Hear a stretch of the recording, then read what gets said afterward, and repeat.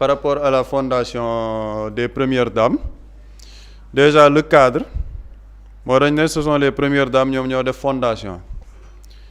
di rappeler nit la première dame n'est pas une institution dans ce pays loolu benn la parce qu'il est très important ñuy rappeler yu mel noonu première dame du institution ci réew mi lan moo tax mbirum fondation jur coow mais parce que dañoo nekk ci Sénégal de 2012 à 2024 am benn fondation bu fi nekkoon tudd fondation Servir le Sénégal fondation Servir le Sénégal boobu ñu ne waaw dañuy def ay actes humanitaires nangam sangam ñu ne ok xamuñ la provenance des fonds xamuñ lan mooy financer fondation bi du def ay état financier ñu ne 2024 a ngi ñëw changement de régime day am ñu ne dissoudre nañ fondation boobu ba léegi xamuñ fondation boobu ñaata xaalis a ci dem lan ci def lan mooy état financier yi fondation bi ça n'existe plus Servir le Sénégal ay sénégalais xeex ne cette forme de pratique là waratul am ci biir réew mi maanaam première dame fondation boobu c'est pour faire quoi ndax dañ cee am traumatisme avec la fondation Servir le Sénégal ñu ne yii ce sont des pratiques yu war a jeex parce que bu ñu la falee faluñ say jabar faluñ sa njaboot ñu ne il faut une rupture systémique dans ce pays là waaw ñu ñëw 2026 ñu ne ñu waa léegi les premières dames dañ leen di defaral fondation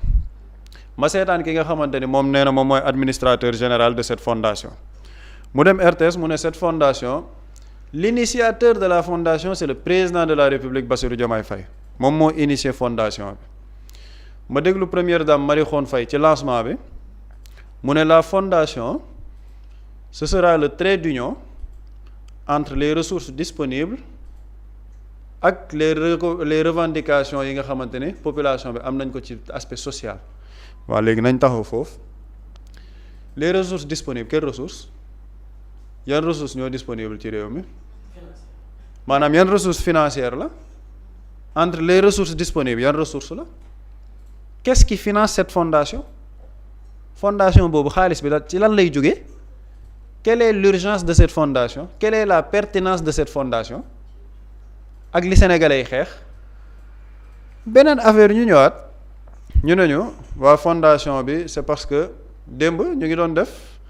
pose première pierre au centre national de dépistage cancer mooy LISCA dans ce pays il y a un ministère de la santé oui ou non il y a un ministère de la santé boobu am ay direction mu am une direction générale de la santé boo xamante ni day lépp luy xeex cancer lépp luy xeex yenn jàngoro yi ñoom en fait c'est une direction centrale au niveau du ministère de la santé yamuñ ci ministère de la santé kese dans ce gouvernement il y a un ministère de la famille et des solidarités boo xamante ni dañ ne sax les couches vulnérables ministère boobu moo ko war a prendre en charge waaye léegi fondation bi dafa mën a def lu ministère yooyu deful wala ndax fondation boobu dafay outrepasser ses prérogatives pour jël les missions régaliennes yi ministères yooyu war a def ñoom ñoo koy prendre en compte c'est-à-dire que gis nga cette affaire de fondation là en fait day métti xol parce que les Sénégalais se sont battus pendant de longues années pour un changement pour une rupture systémique te di wax ni xeex bi 80 personnes dañ cee dee ci leen ñu yëg plus de 1000 arrestations arbitraires ay nit ñàkk ci seeni cër am na loo ba léegi am na ñoo xam ne dañuy subir les séquelles de ce combat là parce que dafa am yu ñu doon xeex dafa am loo xamante ni moo nekkoon le système ñu ko fi doon xeex mais cette fondation matérialise la continuité en fait ñun dañu jaay un candidat pour une rupture systémique ce candidat au contact du pouvoir il est devenu un président de la continuité c'est ça la vérité loolu mooy dëgg bi parce que am na ñu bari ñoo xamante ni ñu ngi nekk ne waaye la fondation c'est pour des causes humanitaires avant ñoo ñëw ci nguur lu tax defuñ fondation avant ñëw accès au pouvoir est-ce que amoon nañ fondation pourquoi rek au Sénégal bu ñu nee fondation dafa war a am il faut nga accéder au pouvoir pour pouvoir créer une fondation léegi li ci gën a métti sama xol nag lenn la on est dans un pays où on nous dit que dëkk bi dafa dëgër il y a 5000 milliards de dettes cachées bu ñu fi bàyyil régime bi ñu ne bon ñu ngi ci situation bu difficile léegi dañuy woo sénégalais pour ñu takk seen digg sénégalais yi nañ xeex def ay sacrifice taxation mobile money boo jënd essence espèce dañ lay dagg xaalis taxi yi am na yenn secteurs yoo xamante ne dafa yokk loolu yëpp ñu ne ndax lan dëkk bi dafa dëgër sénégalais yi dañoo war a def ay sacrifices pour porter le plan de redressement économique et social mu nekk loo xamante ne en soi ça se comprend lu yoon la waa léegi au même moment où on demande aux sénégalais de faire des sacrifices ñu takk seen digg tënk seen bopp ci wàllum xaalis les premières dames ont l'opportunité dem à Guédiawaye ñu def ay chapiteaux di créer une fondation lancement de la fondation am ay ministres yu nekk ci gouvernement bi nekk fa directrice adjointe du cabinet du président de la République nekk fa moment boobu yéen ngeen di woo sénégalais pour ñu def ay sacrifices parce que dañoo war a jàppale nguur gi dañoo war a jàppale état bi au même moment un PCA boo xamante ne mu ngi ci coalition Diomaye président naan nañ ko jox oto 87 millions nañ ko jox appartement 2,6 millions centre-ville après yéen c'est vous qui voulez retourner vers ces mêmes sénégalais naan leen kaay ñu def ay efforts parce que réew mi dañ ko war a tabax ndax réew mi dafa dëgër. serrer la ceinture on parle à quel sénégalais am na yenn yoo xamante ni c'est-à-dire que on nargue la population quoi dañoo nekk di mbalak sénégalais yi c'est ça la vérité dañoo nekk di narguer la population parce que li ci gën a doy waar la situation difficile bi ñuy dund en fait on nous dit qu'il y a une situation difficile yow déjà sénégalais yi ñu ngi casse le fait que la justice n'est pas rendue nga fekk fi situation compliquée ñi nga xam ne ñépp ñoo toje suñu xaalis ñu ne waa léegi ñooñu kaay leen ñu def une réconciliation nationale kaay leen ñu waxtaan kaay leen ñu juboo ndax réew mi ñun ñoo ko bokk ñooñu di wër ci biir réew mi di wax parce que yéen ils font partie de l'opposition ils ont droit au chapitre ñu ngi wax ñu ngi instrumentaliser médias yi lépp sénégalais yi di ci teg seen bët ba ñu ne dañuy def un fonds pour jàppale ñi nga xamante ne ce sont les victimes de la répression de Macky Sall ñu ne y a un fonds de 5 milliards bu ñu alloué ministère de la famille et de la solidarité mooy Maïmouna Dièye taxaw Grand Théâtre ci journée des martyrs ne 1 milliard 800 lañ génneegum ci somme boobu maanaam 1 milliard 800 képp la ñu génneegum ci 5 milliards yi nga xamante ne moom la ñu bëgg a jox nit ñi nga xamante ce sont des victimes donc desagum na 3 milliards 200 yoo xamante ne ba léegi état bi waxu ci donc on n'est pas capable de leur apporter un soutien financier un soutien moral on n'est pas capable de leur rendre justice on leur demande de faire des sacrifices parce que dëkk bi dafa dëgër mais ces mêmes populations là doivent vous regarder vous ngeen di organiser ay cérémonies parce que da ngeen di lancer votre fondation parce que yéeyaay il faut soutenir les couches vulnérables de ce pays comme s'il y avait pas des structures dans ce pays yoo xamante ne ñoom loolu seeni mission régalienne la ñu bokk ci biir gouvernement on nargue la population les Sénégalais ne s'étaient pas battus pour ça Sénégalais yi ba ñuy génn 2021 2024 di xeex nguuru Macky Sall ce n'était pas pour ces pratiques dañu ne woon pratiques yi dafay jeex parce que kenn mënu fee justifier la pertinence de cette fondation gis naa administrateur général bi ne waa les fonds du nekk des fonds publics dafay nekk ay dons wala ay subventions d'entreprises privées wala d'organismes privés mais encore heureux que ce ne sont pas des fonds publics lan moo tax ñuy jël suñuy fonds publics ñuy dagg sénégalais ay impôts pour ñu koy dugalaat ci ay fondations mais encore heureux et les organismes là yi nga xamante ce sont des organismes privés parce que ñoom ils pensent que ñooñu bénévolat la ñuy def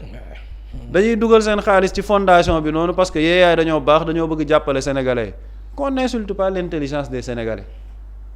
nañu bàyyi di foowee xelu sénégalais yi et du ci lii lañ leen di xaar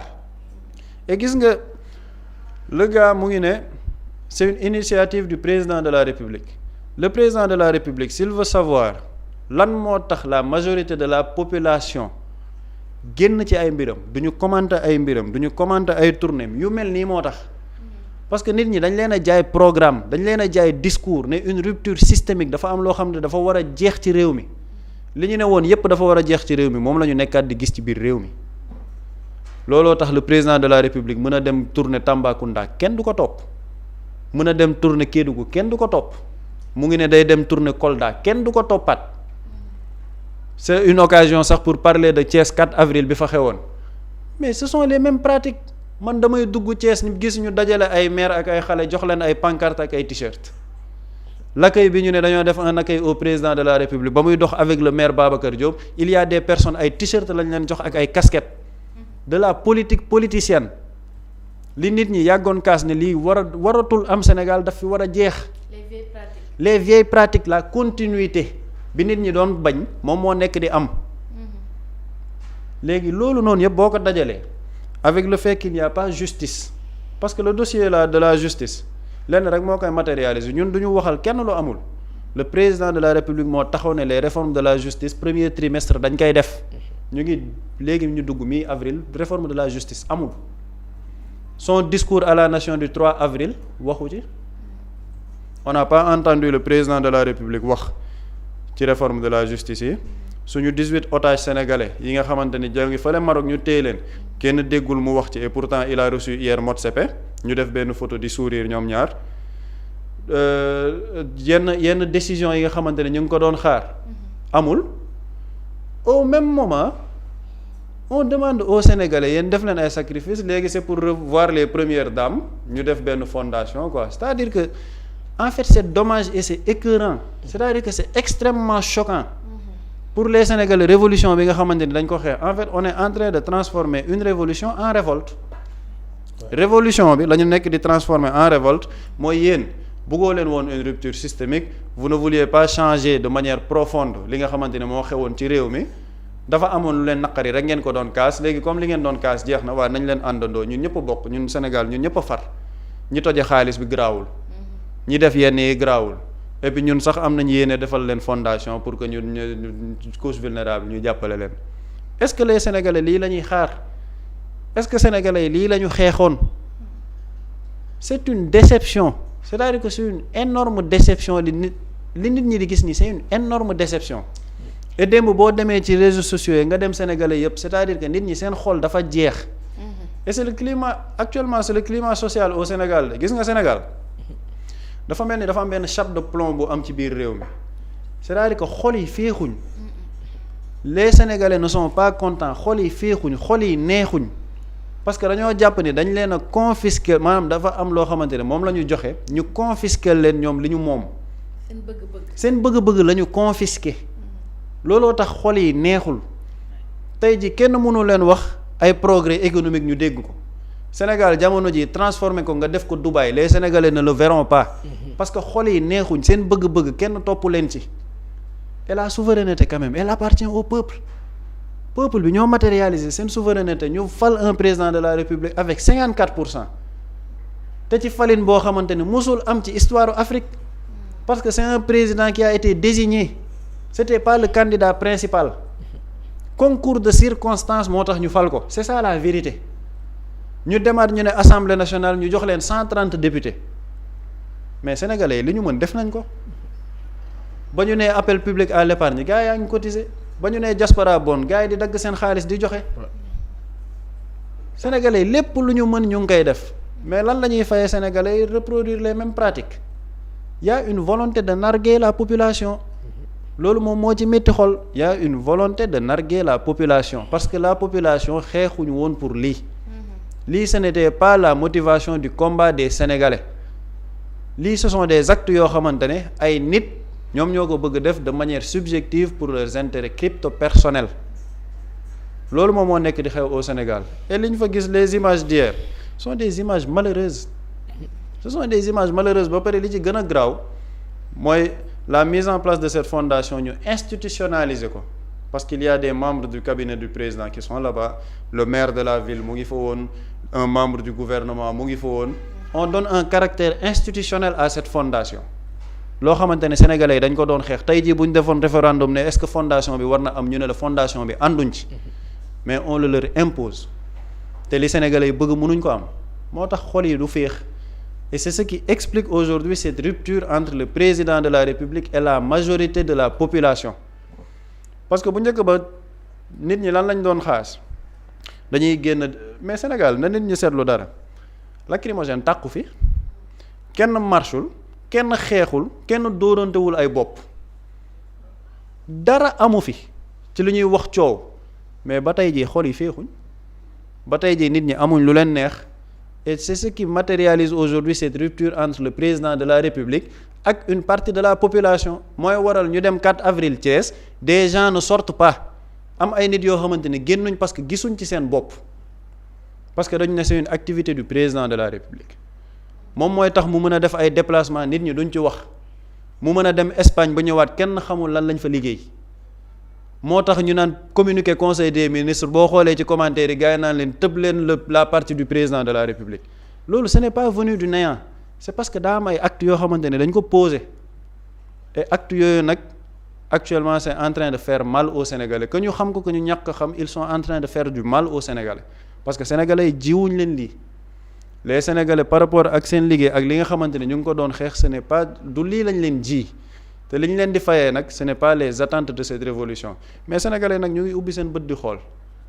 les Sénégalais sont en attente ñu ngi xool ñu ngi apprécier te jour bu ñu ko war a sanctionner de manière démocratique dinañ ko sanctionner de manière démocratique et avant ñu kaa sanctionner de manière démocratique fii ak 3 ans yi lenn moo ci nekk une critique constructive constante maanaam nguur gi ce n'est pas nguuru comme ni ko benn journaliste tappalekat waxee woon fii naan nguuru séeréer yi xawma nguuru lan nguur gi c'est le nguur des Sénégalais les Sénégalais ont un droit de regard et lépp lu ñu jàpp ni du yoon dinañ ko critiquer lépp lu ñu jàpp ni yoon la dinañ ko wax de manière positive apprécier ko applaudir ko ni gouvernement bi ñu ngi ciy liggéey ñu ngi def liggéey bu am solo les Sénégalais ont ce droit de regard parce qu'on travaille pour eux souveraineté bi ñoom ñoo ko moom ce gouvernement ak régime bi fi nekk il travaille pour les Sénégalais et c'est pas le contraire donc Sénégalais nag dinañ ci continuer di wax et on attendra de voir quelle sera la suite mais li xew démb c'est une énorme déception par rapport ak li nit ñi xaaroon au soir du 24 mars 2024. jërëjëf Boury ba tey ci création fondation wala lancement bi jàppoon nañ ni ki nga xamante ne mooy njiitu réew mi laataa muy toog sénégalais wax nañ ko lu ñu bëgg ak lu ñu bëggul waaye depuis pas mal de temps dañuy seetlu ni au fait lu sénégalais yi bëggul dëgg-dëgg loolu la njiitu réew mi di def lu ci mel ni création fondation bi. waaw dafay ñëw xam nga dañ ne un gouvernement ou bien un régime de rupture mooy am na des pratiques yu fi yàgg am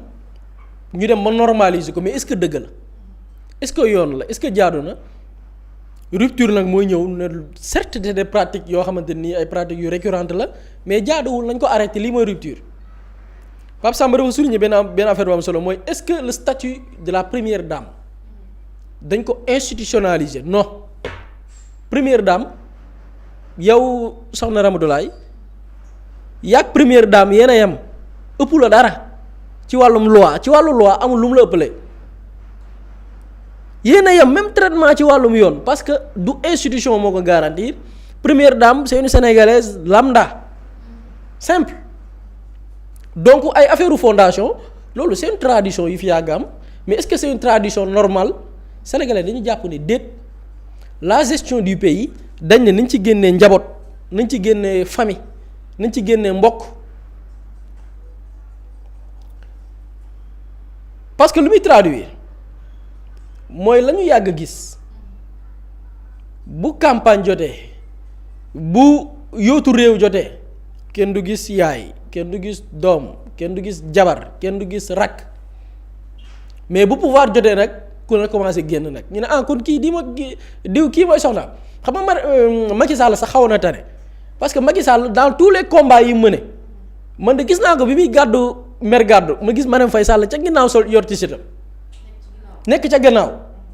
mais bii nag moom saa yi bi ngay wut kenn xamul sa jabar kenn xamul say doom Sonko leen présenté biñ ne quelques jours moo des biñ ne gannaawaate suba la ñuy dem voter c'est-à-dire que bu ñuy dem vers la conquête du pouvoir doo ci gis kenn mais une fois le pouvoir nag acquis ñu ñëw ngay sentir benn genre loo xamante ni nii parce que gis nga lan la ñu wax ci kii bi dama ci liir démb am ku ne diw mooy gérer wàllum santé diw mooy gérer wàllum éducation ku leen ko sant ak kat moo leen jox décret par décret certes la ñu créer fondation bi mais ci ni ñu organiser état dafa am lu koy doxal muy des ministères yi nga xam ni ñooy piloter et boo xoolee ministères yi sax xam nga ban rôle la ñuy amam administrer mais boo xoolee le véritable travail ñan ñoo koy def les services les directions les agences booy xool sax ñu ci gën a taqrib booy xoolee ñu ci bari ay experts lañ fay teg ci seen xam-xam màcc ci wàllu wi c'est-à-dire que dans chaque secteur y a une personne bu ko war a gérer ministère de l'éducation y a des directions yi nekk biir ministère de l'éducation ak ay agences ak d'autres services te seen xam-xam màcc ci wàllu wi nag dàq la koo xam parce que ñooñu xam nga ñaan lañ c'est des pratiquants mbirum njàngale dafa am ñoo xam ne c'est des pratiquants tey boo bëggoon tey ñu ne dañuy réformer njàng mu Sénégal experts yooyu ngay woo ñu toog te ay Sénégal lañ nekk fi bon temps bu dee dañu bëgg a suqali njàng mi xam nga nan la ñuy def jëli ces personnes là dugal leen au niveau des services des directions ñu suqali njàng mi bu dee wàllum santé dafa am ay direction ay services parce que foofu sax a ci ëpp solo jëlal wàllum santé bu dee wàllum aspect social parce que ministre de l'éducation dafa am benn vocation sociale mais vocation sociale boobu noonu am na direction de l'action sociale bu dee ci wàllum social am na ci lenn lu ñu dindi ministère de la santé yóbbu ko ministère de la femme et de la famille ñoom ñooy jël di ko gérer ministère de la amul lu 2 premières dames yi mën a def lu ministère bi may mën a jiite mënul def parce que biir ministère am na ay sous direction yu fa nekk ay agences yi fa nekk yi mën a def liggéey ba léegi lan moo tee je dis lan moo tee Pape Samba dafa junj wàllu fonds ñu ne am nañ ay fonds am nañ ay dons ñu ne leen dons yi dem leen ko ngeen jox ko ministre tel bu leen gis sax président parce que dons yi ñan ñoo koy joxe soit ay fondation la ay association yi nga xam ne wàllum dimbalante la ñuy yëngu ou bien d'autres pays yi mën a ne dañuy def don pour le Sénégal bu dee ab par le biais d'un ministère la dëkk boobu noonu bu ñëwee ñu ne ko demal ci sa naataangoo ministre diw mooy sa naataangoo président sax jotu mu lay recevoir parce que xam nga la moo tax président bu mu la recevoir mooy ay mbiru conflit d'intérêt lañ fay bañ ay mbiru déggoo demal ci sa naataangoo sa homologue ngeen def cérémonie remise de don ñëpp di gis mu leer naññ léegi nag pourquoi loolu am avec cette organisation ni ñu organiser état ku ci nekk bëgg a wut sa fondation dafa am 2 aspects yu ci nekk y a l'aspect politique c'est-à-dire que liggéeyal askan wi ñu bëgg ko personnaliser c'est-à-dire que dans la création d'une fondation dafa am une manière de personnaliser ndimbal maanaam ndimbal bi du état moo leen ko jox mais diw moo leen ko jox Ramatoulaye moo leen may gi bi Pape Samba moo leen ko may dañuy personnaliser maanaam les actes pour mën a capitaliser sympathie moo waraloon nga doon dégg ñu ne la ah Macky Sall de safaan na waaye jabaram de ku baax la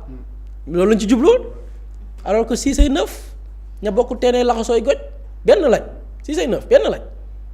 mais lan lañ mais pourtant am na une partie de la population bu ñu convaincre ci ne non pourtant diw de moo sikki mais jabar ji ku baax la en fait loolu lañ ci bëgg pour gagner benn capital de sympathie loolu nga ci jublu mais dafa am beneen danger bu nekk ci fondation nag Pape Samba dafa ne fondation bi xaw ma pour affaire de am na loo ko tuddee fonds mbiru fonds ak yooyu noonu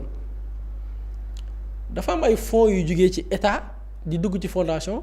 am ay fonds yu jugee feneen mais ñooñu lan mooy seen objectif du ma accuser parce que dañuy xool Sénégalais yaa ngi observé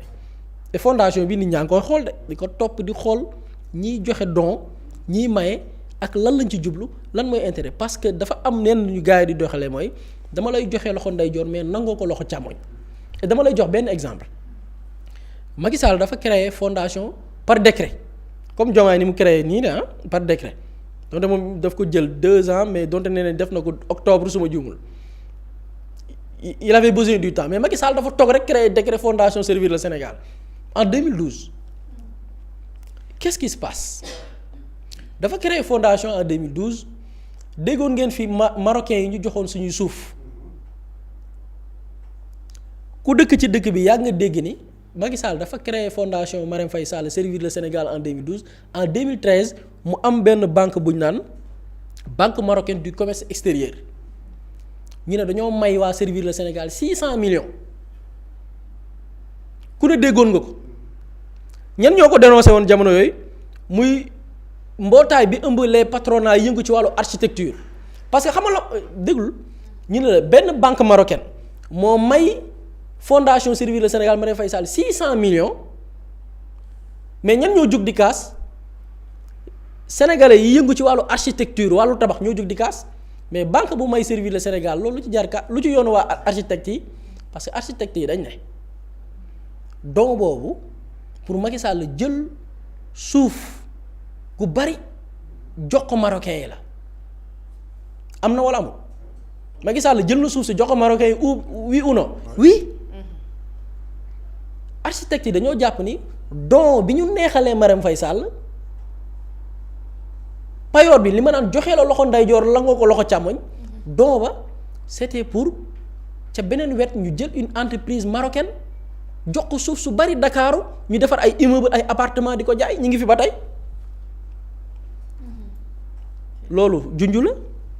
c'est-à-dire fondation yi dafay servir ci les lobbyistes pour ñi nga xam ne nii dama la bëgg a joxe loxo ndeyjoor la nga ko loxo càmmoñ fondation daf leen di permettre loolu ay buntu la bàyyi ma neexalee la lii mais de am na lu ma bëgg sa réew nag ay na yéen may naa la lii waaye ay na yéen ñun de am nañ projet PID Sénégal ban projet ngeen am ñun am nañ projet tel non mais c'est facile man mii su ma tëddee guddi sama jabaray nekk ak sama ñooy fanaan jëkkër ak jabar ñu jege yow fondation bii dimbali ma may ma 1 milliard Macky fondation bii may ma 600 millions Macky jógee Maroc baax ba dee Macky doo leen xàllal fële benn suuf wala jox réewu Maroc suuf su 1000 mètres carrés ñu defar ay immeuble di ko jaay def ko ay appartement di ko jaay appartement 200 millions nii la de lii moo tax sénégalais di jooy fondation parce que ce qui est tamit dangereux pour ces fondations mooy bu lii lépp amee ci fondation yi mooy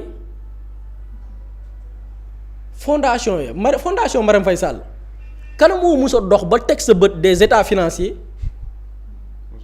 këyit buy wane ni lii moo dugg ci milliards kan moo ko joxe des entreprises ont bénéficié fii Sénégal des privilèges est-ce que ces entreprises yooyu noonu ay ñu jógee bitim réew laay wax dañoo jël alal cotiser ko jox ko servir le Sénégal pour neexal jox la fii alal ja bari na politiquer leen ko campagne leen ko wut leen ci tur waaye ñun mun na ngeen da ngeen ñu jox dara ci beneen côté moom laa doon wax keroog bi ñuy aborder benn question tubaab du def ci yàlla naa dee ñoom ñun ñoo fi nekk di bayal mais ñoom gis nga lépp lu ñuy def dafa am lu ñu ciy séentu joxe la loxo ndeyjoor nangu ko loxo càmmoñ ci nii wala ci nële lii la Sénégalais di wax c'est-à-dire que on a assisté fekkee fi ay fondation yoo xamante ni dafa servir ay organisation bitim réew dafa servir ay personnalités yu mag bitim réew fondation yi nekk seen bunt ci biir réew mi bu ñu ñëwee ci réew ils n'ont pas besoin di dem ci tel ministère te pourtant li ñu soxla ci ministère ba lañ ko war a régler mais non dañuy jéggi ministère bi dem ci fondation ba parce que diw a gën a jege président fa la ñuy jaar loolooy nekk buntu bi mooy porox ndoll bi sénégalais yi nag ñi ngi xool di observer di xool fu muy mujj mais en tout cas nit ñi dofatuñ de nit ñi dofatuñ. et bu ñu nee aussi kii mooy gérer santé kii mooy gérer éducation. mel ni ay ministre te ñaar ñu sax jamais nga gis leen ci ndaje ñu toog wax wala saafonte wala dara en fait. tout est vide. damaa gis tey de am ko publier ne jaruma mari mooy mari mooy absa mooy mari dañuy ragal di niñ demee ba ne Sonko mooy jamaay mooy Sonko nañ demee ba ne léegi sax kenn nekkatul sa morom dañuy ragal mais en tout cas. loolu beneen cas la mais lii ñu ko gisee gis nga ku ne na la jox li dama am sama benn copain bi naan Aline Gueye da naan buuri ku ne bàyyi ko lim moom. réew mi tant que yegguñ ci ku ne ñu bàyyi laak la nga moom du ñu jug ci anarchie du ñu jug ci problème du ñu jug ci tuuxi doona diw santé lañ ko dénk nañ ko jox tous les moyens qu'il faut pour mu doxal santé. éducation lañ ko dénk nañ ko jox tous les moyens pour mu doxal éducation. action sociale la ñu dénk diw nañ ko jox tous les moyens pour l'action sociale ñu mën ko mener parce que bu amee ñaar ñuy opposé wu parce que diirante mbagg lay nekk. ànd ki war a def liggéey bi ñu jox ko keneen mu ne xam nga la lay ndur bi fi Khalifa Sall ne dafay soppi xar kanamu Dakar bëgg a liggéey Dakar ñoom Macky Sall ne ko doo ko fi def lii du sa prérogative parce que la lañ doon bañ bu ko Khalifa Sall defee. dafay nekk gain politique lii moo dangereux tey dina am loo xamante nii ci prérogative ministère de la santé la wala éducation ñu war ko def mais bu ñu ko defee résultat lay nekk mais on préfère noonu ñu bàyyi première dame yi def ko parce que bu ñu ko defee ñoom dinañ ci gagner en image Diomaye dinañ ci gagner parce que na ay Diomaye jabaram yee baax. politique yi ko xoolal ma dellu ginnaaw googu Sénégalais yi dañoo voté woon pour dellu ginnaaw googu c'est-à-dire que Sénégal t'as l'impression que gars yi dañu doon xaar rupture mais ñu delloowaat ñu man dama ne dañoo delloowaat sax ca kenn xamul fu ñu delloo. kenn xamul. nit ñi waroon nekk ci leneen ci liggéey ak lu ne ñu dugg ci mais ñu dugal ñu ci yii nga xam ne nii xumbaay bi démb dama gis benn waay bu ne mënoon ngeen romb dalal jàmm ngeen xool. ma gis benn waay bu ko wax mu ne mënoon ngeen romb dalal jàmm ngeen dem xool kaar yi dajaloo fa saa yi gars yi dañu voté woon pour loolu dañu voté woon pour loolu yaa ngi wax wàllu inauguration kay ministre de la santé lañu fay gis mais inauguration ñu jël y a pas ñu gis les premières dames en fait. dañu delloo ginnaaw quoi t'as l'impression que Sénégal ñun dañoo nekk di nelaw rek ximmaliku rek ñu leen yey delloo nañ leen 2013. c'est indécent ça. c'est ça quoi. c'est indécent. malheureusement mais sénégalais ñi ngi xool de Marème Faye Sall moo ëppoon lobby ci dëkk bi Macky Sall Marème Faye Sall lobby bi mu amoon ci dëkk bi nit ñi sax mënuñu ko comprendre Marème Faye Sall leen ëppoon lobby foofu Marème Faye Sall lobby Marème Faye Sall am na yoo xam ne sax bëgguma ci dugg mais lobby Marème Faye Sall système bi mu duggoon moo ëpp pexe ñii foofu xam nga li ñu xëy rek wàcce leen mais Marème Faye Sall leen ëpp pexe foofu ëppoon leen lobby ma xamoo leen lobby Marème Faye Sall ni puissant woon sax ak ja ca composé ña ka nekkoon sëgëm ñooñu bu dee politique ak propagande moo leen ci dugal moo mënul la ñu namoon ñoom pour man sénégalais ñi ngi toog di xool mais du ñoom ñoo koy réussir. c'est peine perdue quoi ku ne nan la jox li nga moom dëkk bi bu ñu bëggee mu avancer ku ne nan la jox li nga moom réew mi avancer mais bu ñu demee ba ku ci nekk ñu dugal la ci loo xam du sa prérogative rek bonjour les dégâts et les Sénégalais ñooy payer les pots cassés. li ma ci bëgg a yokk mooy li mbëru buure bi naan bu ma xalaatee sama yaay du ma bàyyi waaye Sénégalais bu ñu xalaatee lu ñu daj du ñu bàyyi c'est-à-dire que sànq ñu ngi naan xoññañal y a une volonté de xoññañal. maa ngi wax léegi tamit y a une volonté de narguer la population mais sénégalais duñ bàyyi c'est-à-dire que toog ba naan non man vraiment bàyyi naa politique ndax politique baaxul j'ai un désespoir j'ai une déception sénégalais yi duñu bàyyi parce que lii c'est le cours normal d'une révolution day toll foo xamante ni on saura qui a été révolutionnaire et qui ne l'a pas été ñu xeex ko ci suñu biir lijjanti ñan ñoo nekkul révolutionnaire nit ñi écarter leen de manière démocratique ànd ak ñi nga xamante ni ñoom ñooy les vrais révolutionnaires moo tax dinañ continuer di xool fondation bi xam nga c'est mise en place jamono ji la nit ñi di gën a teg seen bët nag fondation bi fépp fu ñu ne don am na fa subvention am na fa ñu ngi dem joxe ji matériel nit ñi dinañ dem lijjanti ji matériel boobu fu mu jógee don yi fan la jógee subvention yi fu mu jógee on va demander des états financiers de cette fondation là. parce que dañ koy def au nom du peuple sénégalais il faut qu'il soit redevable aussi au nom du peuple sénégalais maanaam dinañ topp mbir mi ba mu sës parce que nit ñi du ñu xeex li ñuy xeex ba heure bii nii ñu bëgg leen dugalaat ci benn continuité boo xamante ne wala vers des anciennes pratiques pour que nit ñi delluwaat ci beneen xeex boo xamante ne on doit encore se battre pour sénégalais amuñ jot boobu ils vont être très exigeants et très critiques par rapport à ce qui est en train de se passer on avait demandé à xam nga fi may tëjee ma Ousmane Sonko dafa ne woon li ñu soxla au Sénégal c'est pas un messie c'est une génération consciente des enjeux le président de la République à Azalaï ne ko man dama la ciy yokkal une génération consciente critique consciente des enjeux et qui a le courage de ses idées jamono ji nag on a une génération qui est consciente critique et qui a le courage de ses idées li ñu leen jaay ba ñu matérialiser ko dinañ leen topp xool programme bi ndax ñu ngi koy respecté wala respecté wuñ ko fu ñu ko respecté ñu tàccu na leen lii lu baax la fu ñu ko respecté wul ñu ne leen lii yéen a ko waxoon sénégalais yi fan ngeen ci toll waaye du ñu bàyyi. ma yokk la qui assume ses idées fi la ñuy ndar keppee li nga xamante ne mooy waxtaan bi bu dee ma bàyyi la nga tàggoo. en tout cas ci gouvernement bi de jeune bu fi assumer say idées ñu dàq la loolu moom gis nañ ko fi gis nañ Salimata Dieng gis nañ Bassirou Kébé jeune bu fi assumer idée moom dàq nañ la.